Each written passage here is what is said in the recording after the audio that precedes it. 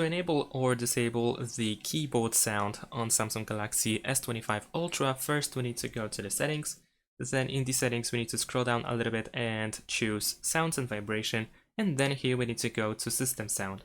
In system sound we have this sounds section where you should be able to find Samsung keyboard, and we can tap on the switcher in order to turn on or off the sound that is being used when you touch a key on the keyboard. Thanks for watching, leave a like and subscribe to my channel, and see you in my next videos. Bye!